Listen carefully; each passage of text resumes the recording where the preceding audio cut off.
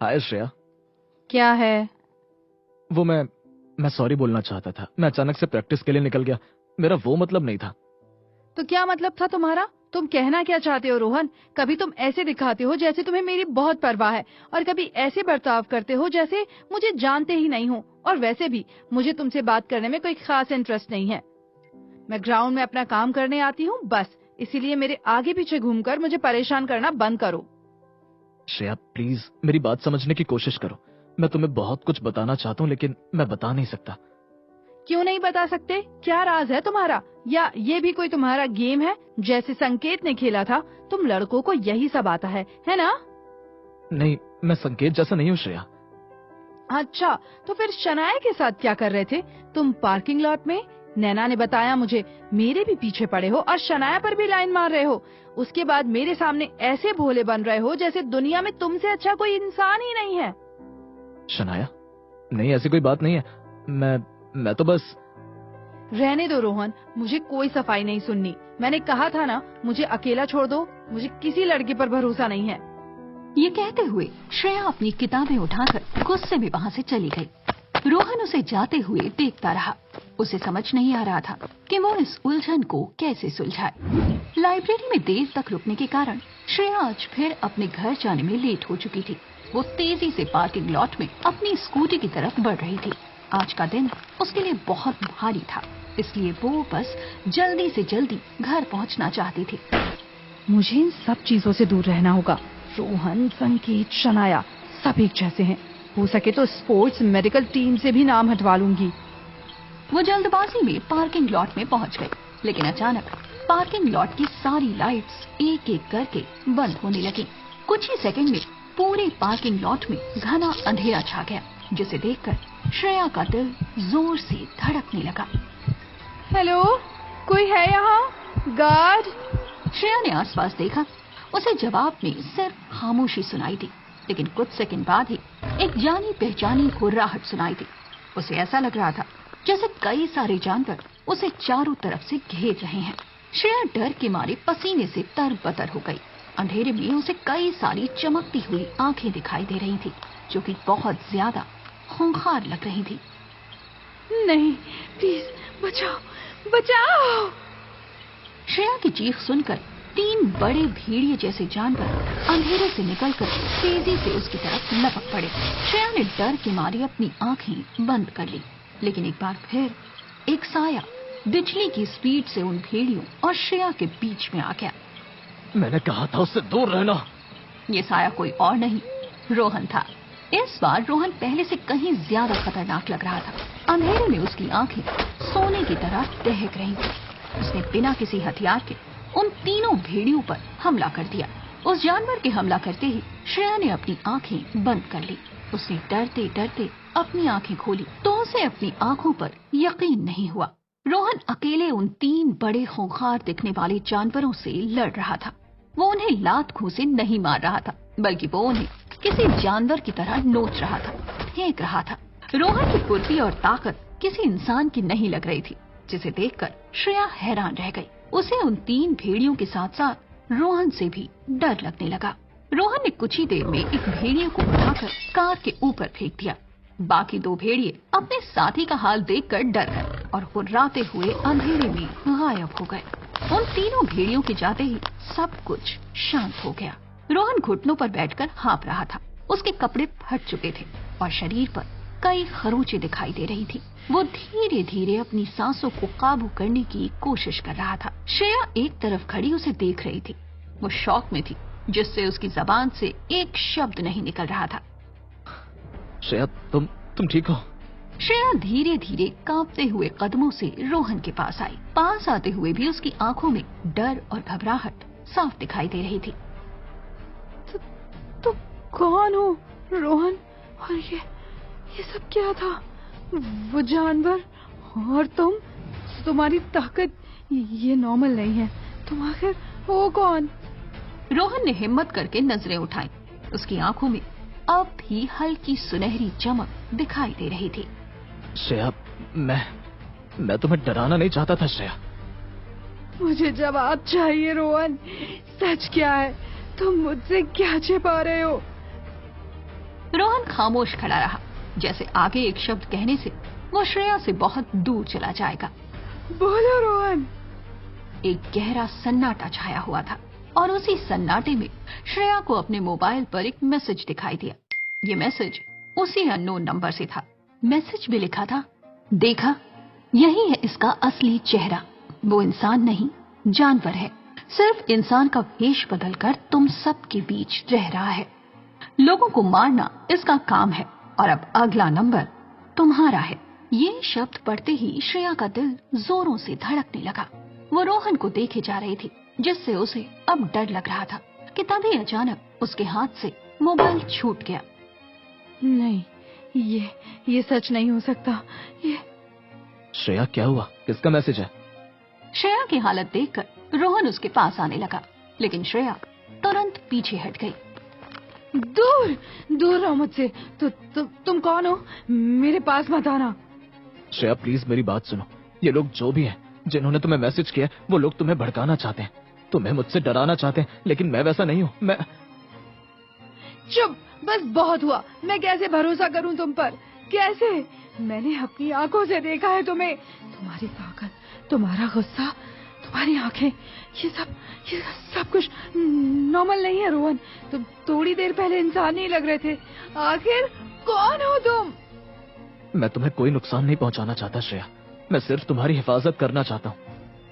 हिफाजत? तुम मेरी हिफाजत करना चाहते हो या फिर मुझे मारना चाहते हो? उस मैसेज में साफ साफ लिखा है कि अगला नंबर मेरा है। आखिर क्यों हो रहा है ये सब मेरे साथ? जब से तुम मेरे आसपास मंडराने लगे हो, तब से मेरी जिंदगी एक बुरा सपना बन गई है। मेरे ऊपर हमले हो रहे हैं। संकेत के साथ मेरा ब्रेकअप हो गया है। श्रेया के ये शब्द रोहन के दिल में किसी खंजर की तरह चुभ रहे थे। वो खामोश खड़ा रहा। उसके पास अपनी सफाई में कहने के लिए कुछ नहीं था। तुम मुझे अकेला छोड़ दो रोहन, प्लीज। बस मुझसे दूर चले जाओ। मैं ना तुम्हें जानती हूँ और ना ही तुम्हारे बारे में जानना चाहती हूँ। इतना कहकर श्रेया ने जमीन से अपना फोन उठाया और बिना एक पल रुके लड़खड़ाते कदमों से अपनी स्कूटी की तरफ भागी। उसने हड़बड़ाकर स्कूटी स्टार्ट की और तेजी से वहाँ से निकल गई। रोहन वहीं अंधेरे में अपने अधूरे सच और एक टूटे हुए दिल के साथ अकेला खड़ा रह गया, मानो उसकी दुनिया बनने से पहले ही उजड़ गई थी। मैं तुम्हें कैसे समझाऊं श्रेया कि मैं तुमसे दूर नहीं जा सकता, क्योंकि वो तुम्हें मेरी वजह से निशाना बना रहे और मैं तुमसे दूर नहीं जा सकता। ये सोचते हुए रोहन की आंखों में आंसू आ गए। कॉलेज से निकलकर श्रेया जब घर पहुंची तो रात काफी हो चुकी थी। रोहन का वो रूप देखकर श्रेया बहुत डरी हुई थी, इसलिए वो चुपचाप बिना किसी को बताए अपने कमरे की तरफ जाने लगी। लेकिन अंदर जाते ही उसे लिविंग रूम की लाइट जलती हुई दिखाई दी।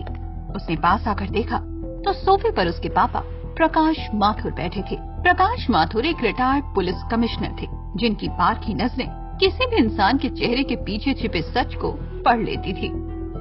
श्रेया। पापा, आप कब आए? आप तो 2 दिन बाद आने वाले थे ना? हाँ बेटा, वो काम जल्दी खत्म हो गया तो मैं और तुम्हारी मम्मी जल्दी चले आए।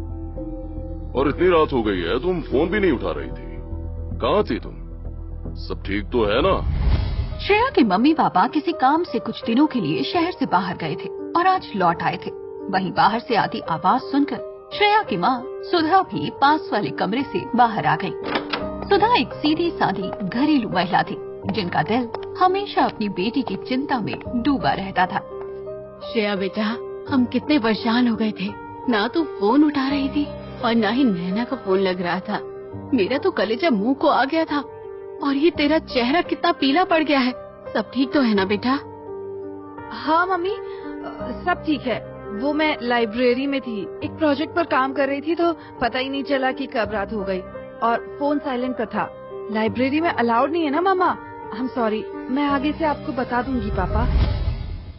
प्रकाश अपनी बेटी के चेहरे को गौर से देख रहे थे। वो समझ चुके थे कि उनकी बेटी झूठ बोल रही थी। प्रोजेक्ट? सच में यही बात है या फिर कोई और? ये बात सुनकर श्रेया सकपका गई और मन ही मन सोचने लगी, ओह शिट, कहीं पापा को कुछ पता तो नहीं चल गया? फिर हड़बड़ाते हुए बोली, नहीं तो पापा, और क्या बात होगी, मैं लाइब्रेरी में ही थी। अच्छा, अब मैं थक गई हूँ इसीलिए सोने जा रही हूँ। मामा मुझे भूख नहीं है, मैंने बाहर हल्का फुल्का खा लिया था। ये कहते हुए श्रेया नजरें चुराकर अपने कमरे में जाने लगी तो उसके पापा ने कहा, रुको श्रेया, मुझे तुमसे कुछ पूछना है। क्या हुआ पापा? ये रोहन कौन है? रोहन का नाम सुनते ही श्रेया का दिल धक से हो गया, मानो उसके पैरों तले जमीन खिसक गई हो। रोहन? वो मेरे कॉलेज में है, फुटबॉल टीम में। सिर्फ कॉलेज में है? पक्का? मैंने आज उसे तुम्हारे कॉलेज के बाहर देखा था। तुम दोनों साथ में थे और तुम उस वक्त काफी परेशान लग रही थी। मैंने उस वक्त वहां पर आना सही नहीं समझा क्योंकि प्रकाश अपनी बात पूरी भी नहीं कर पाए थे कि सुधा बीच में बोल पड़ी। अरे तो इसमें क्या है, कॉलेज का दोस्त होगा। आप भी ना जासूसों की तरह सवाल करने लगते हैं। कम से कम घर में तो पुलिस वाला मत बनिए। हाँ, लेकिन कभी कभी घर में भी पुलिस वाला बनना ही पड़ता है। और मैं सिर्फ सवाल नहीं कर रहा हूँ सुधा, मैं आज अपनी बेटी की आंखों में एक डर देख रहा हूँ। बताओ श्रेया, क्या उस लड़के ने तुमसे कुछ कहा है? कहीं वो तुम्हें परेशान तो नहीं कर रहा था? नहीं पापा, ऐसा कुछ नहीं है। वो तो बहुत अच्छा लड़का है। उसने तो मेरी मदद की थी। श्रेया ने रोहन का सच छुपाने की जगह अनजाने में ही उसकी तरफदारी कर दी। वो खुद भी हैरान थे कि उसने ऐसा क्यों किया। वहीं प्रकाश भी इस जवाब से हैरान थे, लेकिन सुधा के सामने उन्होंने आगे कुछ पूछना सही नहीं समझा।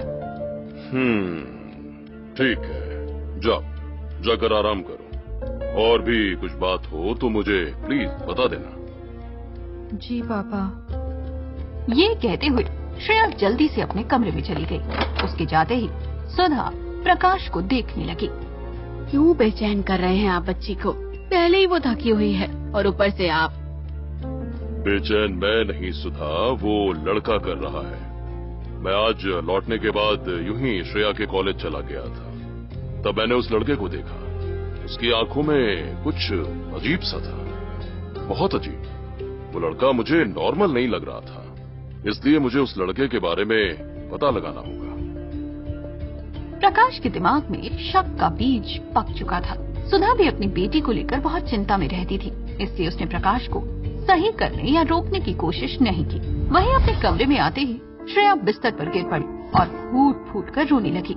डर, गुस्सा, कंफ्यूजन, ये सारे इमोशंस एक साथ उस पर हावी हो चुके थे। ये सब क्या हो रहा है मेरे साथ? एक तरफ वो डरावना मैसेज और दूसरी तरफ ये रोहन। जब पापा ने उसके बारे में पूछा तो मैंने झूठ क्यों बोल दिया?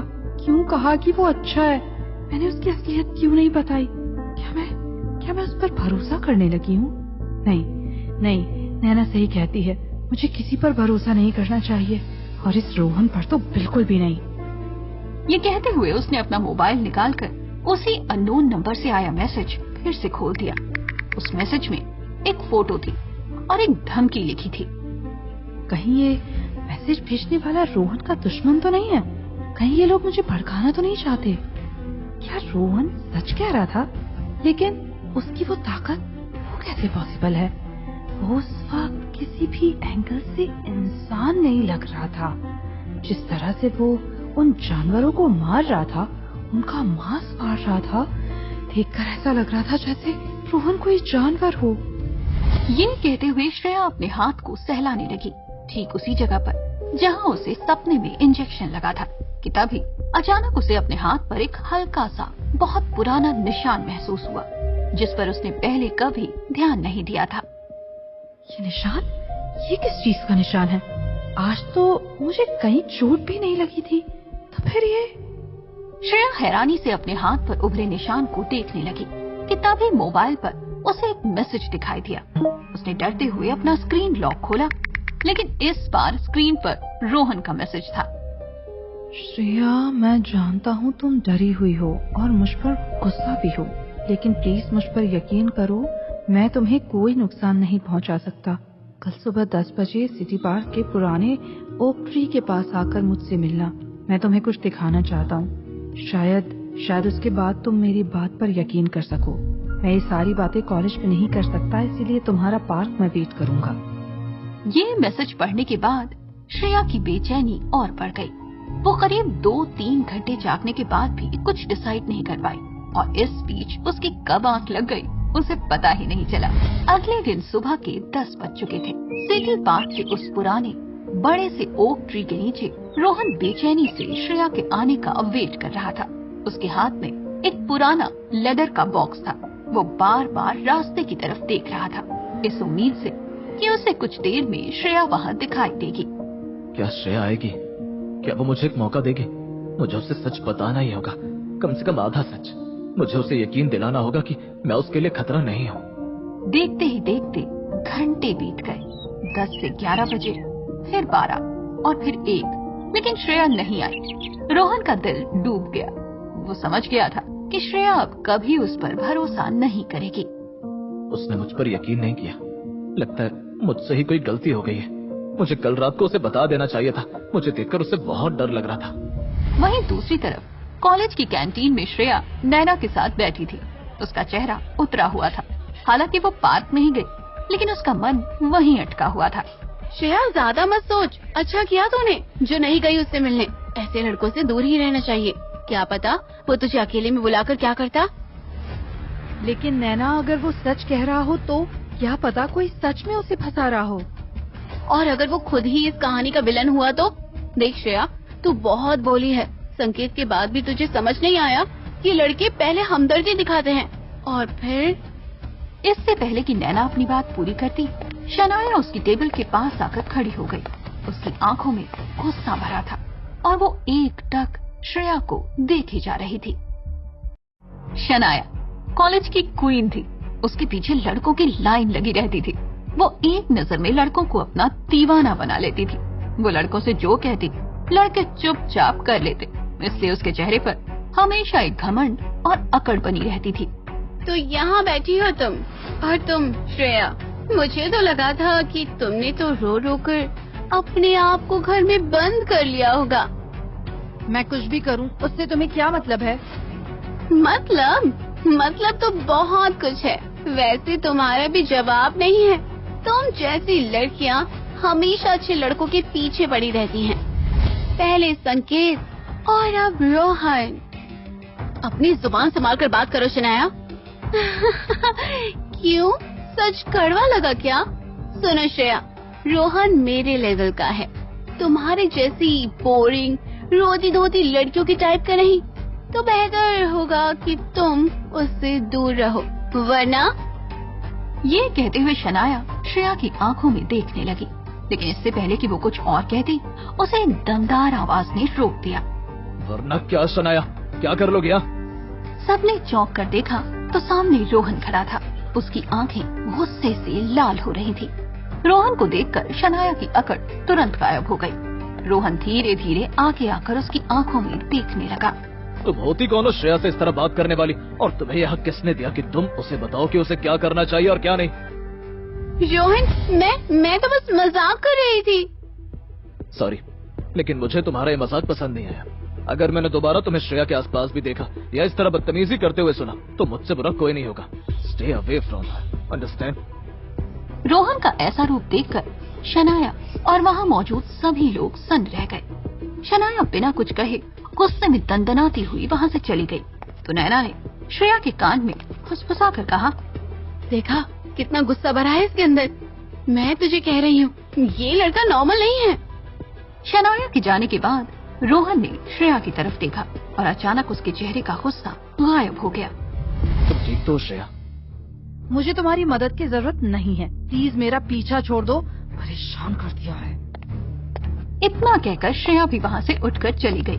रोहन की एक और कोशिश नाकाम हो चुकी थी, लेकिन आज उसके गुस्से ने शनाया के मन में बदले की आग और संकेत के मन में शक पैदा कर दिया था। अपनी बेइज्जती से दिल मिलाई हुई शनाया अब रोहन को सबक सिखाने की फिराक में थी।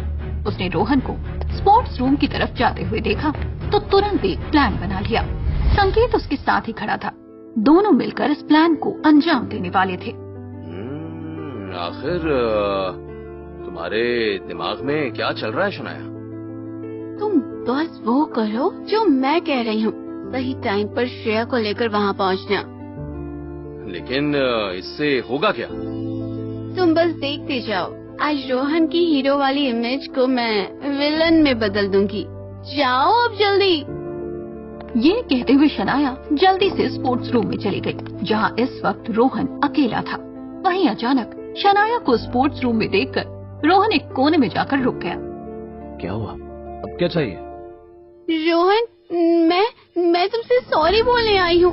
मुझे कैंटीन में वैसे बात नहीं करनी चाहिए थी। ठीक है। तुम मुझसे नाराज हो? देखो, मैं मानती हूँ कि संकेत और मेरे बीच जो हुआ उसकी वजह से श्रेया परेशान है और मैं भी गिल्टी फील कर रही हूँ। इसलिए मैं बस तुम्हारी और श्रेया की मदद करना चाहती हूँ। मदद? कैसी मदद? मैं श्रेया से बात करके तुम दोनों के बीच की गलतफहमी दूर कर सकती हूँ। मैं जानती हूँ वो तुमसे बात नहीं कर रही, इसलिए मैं उसे बताऊंगी कि तुम कितने अच्छे हो। शनाया ये बात करते करते रोहन के बेहद करीब आ गई। तुम नहीं जानते रोहन, लेकिन मैं तुम्हें बहुत एडमायर करती हूँ। तुम्हारी पावर, तुम्हारा एटीट्यूड, तुम्हारा फुटबॉल खेलने का अंदाज। Shanaya, please Shanaya. Oh please Rohan, मैं सच कह रही हूँ। मैंने जब से तुम्हें देखा है तब से मैं पागल हो गई हूँ। तुम। शनाया का यूं करीब आना रोहन को अजीब लग रहा था। वो पीछे हटने ही वाला था कि शनाया ने अचानक अपना पैर मोड़ा और जोर से चीख कर रोहन के ऊपर गिर पड़ी। छोड़ो मुझे रोहन, ये तुम क्या कर रहे हो? प्लीज छोड़ दो मुझे। शनाया की चीख सुनकर दरवाजे से श्रेया और संकेत अंदर आ गए। अंदर आते ही उन्होंने देखा कि शनाया जमीन पर गिरी हुई थी और रोहन उसके ऊपर झुका हुआ था। ए रोहन, साले, तेरी हिम्मत कैसे हुई? हाँ, तू हट। संकेत ने आगे आकर रोहन को धक्का दे दिया और शनाया को उठाने में मदद करने लगा। शनाया उठते हुए बड़ी मासूमियत से श्रेया को देखे जा रही थी। श्रेया के पैरों तले मानो जमीन ही खिसक गई थी। श्रेया, ऐसा कुछ नहीं है जो तुम सोच रही हो। श्रेया देखो इस रोहन ने मुझे अकेला देखकर मेरे साथ क्या करने की कोशिश की। मैंने मना किया तो इसने मुझे धक्का दिया और जबरदस्ती किस करने लगा। नैना सही थी, ये लड़का ये भरोसे के काबिल नहीं है। सब के सब लड़के एक जैसे होते हैं। आज के बाद मुझे अपनी शक्ल मत दिखाना। श्रेया की आंखों में रोहन के लिए जो थोड़ी सी नरमी आई थी वो भी अब नफरत में बदल चुकी थी। वो अगले ही पल गुस्से में वहाँ से निकल गई। शनाया, ये तुमने क्या किया? वही जो मुझे करना चाहिए था। रोहन, तुम्हें मुझसे पंगा नहीं लेना चाहिए था। पूरी कैंटीन के सामने तुमने मुझे नीचा दिखाया ना। ये तो शुरुआत है। अगर मैंने तुम्हें पूरे कॉलेज में लूजर साबित नहीं किया तो मेरा नाम भी शनाया निगम नहीं। बाहर में जाओ, मैं तुम्हारी धमकियों से नहीं डरता। रोहन गुस्से में दंदनाते हुए वहाँ से निकल गया। वो आज एक ही झटके में श्रेया की नजरों से गिर चुका था। उसके जाते ही संकेत और शनाया एक दूसरे को देखकर मुस्कुराने लगे। कॉलेज से आने के बाद श्रेया अपने कमरे में बैठी रो रही थी। वो अभी संकेत के ट्रॉमा से निकली भी नहीं थी और अब उसने रोहन का ये रूप देख लिया था। भगवान, मेरे साथ ही ऐसा क्यों होता है? पहले संकेत, फिर रोहन। आज पहली बार मुझे उस पर हल्का सा भरोसा होने लगा था और उसने अपना असली रूप दिखा दिया। अचानक श्रेया को कॉलेज में ना देखकर नैना भी उसके घर आ गई। श्रेया, मैंने कहा था ना तुझे, मैंने अपनी आंखों से देखा था उसे शनाया से बात करते हुए। ये सब उसका प्लान था, शनाया के ऊपर चिल्लाना और फिर अकेले में उसका फायदा उठाना। वो लड़का एक नंबर का प्ले बॉय है, उसे किसी की नहीं पड़ी। अमीर बाप की औलाद है, बाप पैसा दे रहा है और ये यहाँ उड़ा रहा है। मुझे यकीन नहीं हो रहा नैना। मुझे एक पल के लिए लगा था कि वो अलग है। कोई अलग नहीं होता श्रेया, अब तो तुझे यकीन हो गया ना। अब उससे बिल्कुल दूर रहना, उसकी किसी भी बात को सुनने की जरूरत नहीं है। नैना श्रेया को दिलासा तो दे रही थी, लेकिन ये बातें कहते हुए उसके चेहरे पर एक अजीब सा सुकून था, जैसे वो श्रेया और रोहन के बीच बढ़ती इस दूरी से खुश हो। थैंक यू नैना, तू हमेशा मेरा साथ देती है। अरे बस कर, तू बैठ, मैं आंटी से कुछ खाने का लाती हूँ। इतना कहकर नैना कमरे से बाहर चली गई, लेकिन तभी श्रेया को अपने फोन पर एक मैसेज दिखाई दिया। ये मैसेज उसी अननोन नंबर से था। लेकिन इस बार मैसेज में कोई फोटो नहीं थी, सिर्फ कुछ शब्द लिखे थे। शिकारी ने अपना असली रंग दिखा दिया। अब भी वक्त है, संभल जाओ, वरना अगला हमला तुम्हारे सबसे करीब ही होगा, जिससे तुम बच नहीं पाओगी। ये मैसेज पढ़कर श्रेया के पैरों तले जमीन खिसक गई और वो पसीने से तरबतर हो गई। अगला हमला तुम्हारे सबसे करीब इंसान पर होगा। मैसेज में पढ़े ये शब्द श्रेया के दिमाग में किसी अलार्म की तरह बज रहे थे। उसके हाथ पैर डर के मारे कांप रहे थे। सबसे करीब, इसका क्या मतलब हो सकता है? मम्मी, पापा या फिर नैना? नहीं नहीं, मैं ऐसा नहीं होने दे सकती। ये सब रोहन की वजह से हो रहा है। वो शिकारी है, वो मुझे और मेरे परिवार को चोट पहुंचाना चाहता है। मुझे कुछ करना पड़ेगा। ये बात सोचते हुए श्रेया ने गुस्से में वो नंबर डायल कर दिया। बहुत देर रिंग जाने के बाद भी सामने से किसी ने फोन नहीं उठाया। श्रेया ने फिर से डायल किया। वो बहुत देर तक कोशिश करती रही, लेकिन उसे सामने से कोई जवाब नहीं मिला। आखिरकार वो हिम्मत हार कर एक मैसेज टाइप करने लगी। कौन हो तुम और क्या चाहते हो? अगर मेरे परिवार को कुछ भी हुआ तो मैं तुम्हें छोड़ूंगी नहीं। आइंदा से मुझे मैसेज करने की जरूरत नहीं है। श्रेया ने गहरी सांस लेकर मैसेज भेज दिया। बहुत देर तक कोई जवाब नहीं आया। श्रेया को लगा जैसे वो एक ऐसे जाल में फंस चुकी थी जहां हर कोई उसका दुश्मन बन चुका था। मुझे कुछ करना होगा। मुझे पापा को सब बता देना चाहिए। नहीं, वो मुझ पर यकीन नहीं करेंगे। वो सोचेंगे कि मैं पागल हो गई हूँ। मुझे रोहन के खिलाफ खुद ही सबूत ढूंढने होंगे। आखिर ये रोहन कौन है और कहाँ से आया है? अगर कुछ हाथ नहीं लगा तो मैं ये बात पापा को बता दूंगी। श्रेया ये बात सोच ही रही थी कि तभी उसे नैना आती हुई दिखाई दी। नैना को देखते ही श्रेया ने अपना मोबाइल बंद कर दिया। अरे यार, आंटी ने रोक ही लिया। पता नहीं क्या क्या पूछ रही थी। लेकिन तुझे क्या हुआ? क्या सोच रही है तू? नहीं, कुछ नहीं, बस ऐसे ही। नैना ने तुरंत पास्ता की प्लेट टेबल पर रख दी और श्रेया ने मैसेज की बात का जिक्र नैना से किया भी नहीं। वहीं दूसरी तरफ रोहन शहर की सबसे पुरानी पब्लिक लाइब्रेरी में बैठा हुआ था। आज श्रेया की बातों ने उसे अंदर तक तोड़ दिया था। वो समझ नहीं पा रहा था कि वो खुद को बेगुनाह कैसे साबित करे। उसका दिल और दिमाग दोनों थक चुके थे। आज वो किसी किताब के लिए नहीं, बल्कि अपने अतीत के सवालों को लेकर बैठा था। अंकल जॉन कहते हैं कि मैं उन्हें 20 साल पहले मिला था। उस रात कुछ तो हुआ होगा। कोई तो होगा जिसे उस रात के बारे में कुछ याद हो, जिसने देखा हो जब वो लोग मुझे टोकरी में छोड़कर गए थे। आखिर क्यों हूँ मैं ऐसा? ये बात सोचते हुए उसने पिछले 20 साल के पुराने अखबारों के आर्काइव्स निकालने शुरू कर दिए। वो उस खास तारीख के आसपास की हर खबर को ध्यान से पढ़ रहा था जब उसे अनाथालय के बाहर छोड़ा गया था। घंटों की मशक्कत के बाद रोहन थक कर चूर हो चुका था। उसने हिम्मत छोड़ दी थी, लेकिन तभी उसकी नजर एक छोटी सी खबर पर गई। शहर के बाहरी इलाके के जंगल में लगी अचानक आग। मौके पर किसी इंसान के होने के कोई सबूत नहीं मिले। घर के अंदर सिर्फ जानवरों के अजीब से निशान पाए गए, जो देखने में बेहद अजीब थे। ये न्यूज़ पढ़ते ही रोहन का दिल धड़क उठा, क्योंकि ये वही जंगल था जहां वो अक्सर अपनी ताकत को काबू करने के लिए जाता था। क्या इस आग का मेरे अतीत से कोई लेना देना है, या मेरे पेरेंट्स का? और मुझे इस जंगल में जाकर ही इतना सुकून क्यों मिलता है? ये बात सोचते हुए रोहन ने अपने गले से वो लॉकेट निकाल लिया, जिस पर भेड़िए के पंजे का निशान बना था। वो उस निशान को अखबार में छपे जानवर के निशान की फोटो से मिलाने लगा। ये निशान तो हूबहू एक जैसे ही है। इसका मतलब मेरे पेरेंट्स वो भी मेरी ही तरह। अखबार में छपी फोटो में बना निशान और रोहन के लॉकेट पर बना निशान बिल्कुल एक जैसे दिखाई दे रहे थे, जिस वजह से रोहन के दिमाग में हजारों सवाल घूमने लगे। उसे लगा जैसे वो किसी बहुत बड़ी पहेली के बहुत करीब हो। मुझे अंकल जॉन को फोन करना पड़ेगा। उनसे रात के बारे में हर छोटी से छोटी डिटेल जाननी होगी। हो सकता है मेरे हाथ कुछ लग जाए, मुझे मेरे सवालों के जवाब मिल जाए। रोहन की आंखों में खुशी की एक लहर दौड़ गई। उसे अब उम्मीद की एक किरण दिखाई दे रही थी। वहीं दूसरी तरफ अगले कुछ दिन श्रेया के लिए बहुत मुश्किल थे। वो हर किसी को शक की नजर से देखती, खासकर रोहन को। स्पोर्ट्स मेडिकल टीम में होने की वजह से उसे रोहन के आसपास रहना पड़ता था, लेकिन वो रोहन के पास आने और उससे बात करने से बचती थी। रोहन सामने आ जाए तो अपना रास्ता बदल लेती या फिर ग्राउंड से जल्दी निकल जाती। लेकिन आज प्रैक्टिस के दौरान श्रेया का ध्यान कहीं और था। वो एक बेंच पर बैठी थी, तभी तेज स्पीड से फुटबॉल आकर सीधे उसके हाथ पर लगी। बॉल लगते ही श्रेया बेंच से नीचे गिर गई। ये देखकर नैना भागकर उसके पास आई। श्रेया, लगी तो नहीं? दिखा।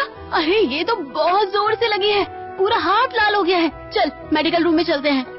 नैना तुरंत श्रेया को मेडिकल रूम ले गई।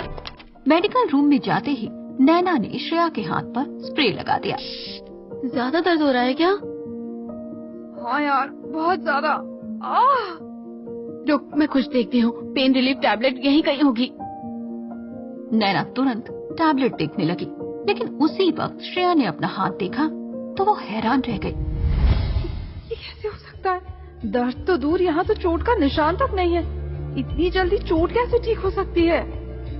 ये बात सोचते हुए उसे याद आया कि पहले भी कई बार उसकी छोटी मोटी चोटें उम्मीद से कहीं जल्दी ठीक हो जाती थी, पर उसने कभी इस बात पर ध्यान नहीं दिया था। मेरे सपने, ये तेजी से ठीक होती चोटें, कहीं मेरे साथ कुछ गड़बड़ तो नहीं है? ये चीजें नॉर्मल नहीं हो सकती। ये ले टैबलेट, ले और मुझे दिखा हाथ। नैना ये कहते हुए श्रेया का हाथ देखने लगी। उसे भी अपनी आंखों पर यकीन नहीं हो रहा था। तेरी चोट कहाँ गई? अभी तो इतना लंबा निशान था यहाँ पर। पता नहीं, मुझे भी कुछ समझ नहीं आ रहा। आखिर ये मेरे साथ हो क्या रहा है? छोड़ यार, मैं घर जा रही हूँ, मेरा सर फट रहा है। श्रेया ने अपना बैग उठाया और तुरंत वहाँ से निकल गई। नैना अभी तक बहुत चक्की खड़ी थी। रात को प्रकाश घर पर न्यूज देख रहे थे। सुधा उसके पास बैठी चाय पी रही थी। जानवरों के अचानक हमलों से मुंबई शहर एक बार फिर दहल गया है। पिछले एक हफ्ते में ये तीसरी घटना है। गोरेगांव के जंगल से आने वाले इन जानवरों ने शहर की शांति को भंग कर दिया है। पुलिस का कहना है कि ये काम किसी जंगली जानवर का है, लेकिन मौके से मिले निशान किसी भी जानवर के हाथ पैरों से मेल नहीं खाते। पुलिस अभी इन्वेस्टिगेशन में जुटी है, लेकिन इस केस और इस जानवर दोनों ने पुलिस की नाक में दम कर रखा है। इसलिए हमारी रिक्वेस्ट है आपसे कि रात को अकेले घर से बाहर ना निकलें। हे भगवान, कैसा जमाना आ गया है। अब तो घर से बाहर निकलने में भी डर लगने लगा है। तुम सही कह रही हो। आप क्या सोचने लगे? ये हमले दरअसल ये किसी आम जानवर के नहीं हो सकते हैं सुधा। मैंने अपने करियर में बहुत अजीब से केस देखे हैं, लेकिन ये निशान कुछ और ही कहानी कह रहा है। प्रकाश ने ये कहते हुए ड्रॉर से अपनी पुरानी डायरी निकाली और कुछ पन्ने पलटने लगा। क्या हुआ? क्या सोच रहे हैं आप? और इस डायरी में क्या देख रहे हैं? 20 साल पहले जब मेरी पोस्टिंग यहाँ हुई थी, तब भी ऐसे ही हमले हुए थे, और फिर उस जंगल में वो आग लग गई थी, और उसके बाद वो केस बंद कर दिया गया था। लेकिन मुझे हमेशा से शक था कि इस केस का सच कुछ और है, जिसे हम सब लोगों से छिपाया जा रहा है। डायरी पढ़ते हुए प्रकाश का शक गहरा होता जा रहा था। उसे लग रहा था कि शहर पर मंडराता हुआ ये नया खतरा 20 साल पहले के केस से जुड़ा था। ये पक्का वही केस है, और श्रेया के कॉलेज में जो नया लड़का आया है, उसका भी जरूर कोई ना कोई कनेक्शन है। मुझे उसकी आंखों में और उसकी चाल ढाल वैसी दिख रही थी जैसी मैंने 20 साल पहले एक आदमी की देखी थी। मुझे कमिश्नर से बात करनी होगी। ये लड़का श्रेया के आसपास ही रहता है, कहीं श्रेया को कुछ हो न जाए। बात मेरी बेटी की सेफ्टी की है, इसलिए मुझे कमिश्नर से बात करनी होगी। प्रकाश ये सब सोच ही रहा था कि सुधा की आवाज आई। क्या हुआ? आप किस सोच में डूब गए? कुछ नहीं हुआ, मुझे कुछ जरूरी काम याद आ गया है सुधा, मैं अभी आता हूँ। इससे पहले कि सुधा आगे कुछ कह पाती, प्रकाश अपनी कार की चाबी उठाकर घर से बाहर निकल गए। प्रकाश के अचानक चले जाने से सुधा के मन में बहुत सारे सवाल खड़े हो चुके थे। रिटायर्ड होने के बावजूद प्रकाश माथुर का दिल और दिमाग आज भी एक पुलिस वाले का ही था। आज शहर में हो रहे जानवरों के हमलों ने उनकी पुरानी यादें ताजा कर दी थी। अपने मन में शक पैदा होते ही वो पुराने दोस्त कमिश्नर सावंत से मिलने पहुंच चुके थे। अरे प्रकाश, आओ आओ, क्या बात है भाई, आज अपने इस पुराने दफ्तर की याद कैसे आ गई? सावंत, मैं यहाँ पर एक जरूरी काम से आया हूँ। ये जो शहर में हमले हो रहे हैं ना। हाँ, मैं भी उसी में उलझा हुआ हूँ। समझ ही नहीं आ रहा कि ये कौन सा जानवर है। फॉरेस्ट डिपार्टमेंट वाले भी हैरान हैं प्रकाश। देखो, ये कोई जानवर नहीं है सावंत, ये कुछ और है। तुझे वो 20 साल पुराना वाला केस याद है क्या? जंगल की आग वाला। तब भी ऐसे ही निशान मिले थे। वो फाइल आज भी तुम्हारे रिकॉर्ड रूम में पड़ी होगी सावंत। क्या तुम उस बंद हो चुके केस की बात कर रहे हो क्या? लेकिन उसका इस केस से क्या लेना देना? लेना देना है सावंत, लेना देना है। मुझे शक है कि ये जानवर 20 साल पहले जो अधूरा छोड़ कर गया था वो पूरा करने के लिए वापस आया है। इसलिए मैं चाहता हूं कि तुम वो फाइल वापस खुलवाओ। और एक और बात, मेरी बेटी के कॉलेज में एक लड़का है, रोहन। मुझे ना उस लड़के पर भी शक है और मैं चाहता हूं कि तुम उसका भी बैकग्राउंड चेक करवाओ। रोहन, ठीक है प्रकाश, तुम कह रहे हो तो मैं करवाता हूँ, लेकिन तुम इतना परेशान क्यों हो? देखो सावंत, मुझे डर है कि ये तूफान इस बार मेरी दहलीज तक तो नहीं पहुंच चुका है और मुझे इसे रोकना ही होगा सावंत, किसी भी हालत में। ये बात कहते हुए प्रकाश की आंखों में घबराहट साफ दिखाई दे रही थी। सावंत के मन में शक का बीज फूट चुका था। उसने अगले ही पल स्टाफ को 20 साल पुराना केस वापस खोलने को बोल दिया। वहीं दूसरी तरफ अखबार से एक छोटी सी खबर मिलने के बाद रोहन आगे के सबूत जुटाने में लग चुका था। लेकिन तभी उसे एक अननोन नंबर से मैसेज मिला, जिसे पढ़कर रोहन का चेहरा गुस्से से लाल हो गया। मैसेज में लिखा था, अगर श्रेया की सलामती चाहते हो तो आधी रात को पुरानी टेक्सटाइल मिल में अकेले आओ। ये मैसेज पढ़ने के बाद रोहन बहुत देर उस अननोन नंबर पर कॉल लगाता रहा, लेकिन कॉल नहीं लगा। रोहन समझ चुका था कि यह एक जाल था, लेकिन वो श्रेया के लिए कोई रिस्क नहीं ले सकता था। शाम होते होते वो टेक्सटाइल मिल पहुंच चुका था, लेकिन अंदर जाते ही कई सारी आंखें चारों तरफ से उसे घूरने लगी। रोहन उन्हें देखकर वहीं रुक गया और तभी एक एक करके कई सारे खूंखार भेड़िए अंधेरे से बाहर निकलने लगे। उन भेड़ियों को देखकर रोहन की आंखें भी चमकने लगी और तभी उन भेड़ियों के बीच में से एक शख्स बाहर निकलकर रोहन के ठीक सामने खड़ा हो गया। वो इंसानी भेड़िया बाकी भेड़ियों से ज्यादा लंबा, मजबूत और खतरनाक लग रहा था। ये उनके झुंड का अल्फा था, करण। तो आ ही गए तुम रोहन। मुझे तो लगा था अपनी इंसानी दोस्त के पीछे ही दुब के रहोगे।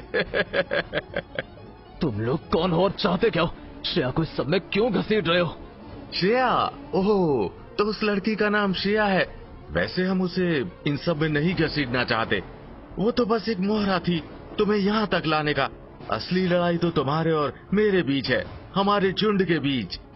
दरअसल करण और रोहन के पिता अपने अपने इंसानी भेड़िया झुंड के अल्फा थे। सालों पहले दोनों झुंडों के बीच इलाके को लेकर एक खूंखार लड़ाई हुई थी, जिसमें करण के पिता मारे गए थे। और उसी लड़ाई के बाद रोहन के माता पिता उसे इंसानों की दुनिया में सेफ छोड़कर कहीं गायब हो गए थे। करण उसी हार और अपने पिता की मौत का बदला लेना चाहता था। उसने रोहन को ढूंढने में सालों लगाए थे और आज उसके पास वो पल था जब वो अपने पिता की मौत का बदला ले सकता था। मेरे बाप को मारकर तुम्हारा बाप कायरों की तरह भाग गया, लेकिन तुम नहीं भाग सकते। तुम्हारे खून में उसी कायर का खून है। आज मैं अपने बाप का बदला लूंगा और इस शहर पर सिर्फ मेरे झुंड का राज होगा। ये बात सुनते ही रोहन हक्का बक्का रह गया। साथ ही उसे अपने पिता के बारे में भला बुरा सुनकर गुस्सा भी आ रहा था। जबान संभाल कर बात करो। मेरे पापा के बारे में। तुम्हारा बाप कायर और डरपोक था, इसलिए साला भाग गया। आज अगर वो यहाँ होता तो उसके टुकड़े टुकड़े कर देता, लेकिन आज मैं तुझे मारकर अपना बदला पूरा करूंगा। हमला! करण का इशारा मिलते ही सारे भेड़िए एक साथ रोहन पर टूट पड़े। देखते ही देखते एक भयंकर लड़ाई छिड़ गई। रोहन अकेले ही उन सब पर भारी पड़ रहा था। वो सारे भेड़ियों को मार रहा था। उसने कुछ ही सेकंड में कई भेड़ियों को घायल कर दिया, जिसे देखकर करण का गुस्सा 7वें आसमान पर पहुंच गया था। तुम सब के सब साले निकम्मे हो। ये अकेला तुमसे नहीं संभल रहा। ये कहते हुए करण खुद एक बड़े काले भेड़िए में बदल गया और रोहन पर हमला कर दिया। लेकिन रोहन भी एक बड़े से इंसानी भेड़िए में बदल चुका था। और फिर क्या था, दोनों अल्फा भेड़ियों के बीच एक भयानक लड़ाई छिड़ गई। मिल की टूटी फूटी दीवारें उनकी दहाड़ से कांपने लगी। लड़ाई में रोहन ने करण को बुरी तरह घायल कर दिया था और करण ने भी जाते जाते अपने नुकीले पंजों से रोहन के कंधे पर एक गहरा जख्म दे दिया।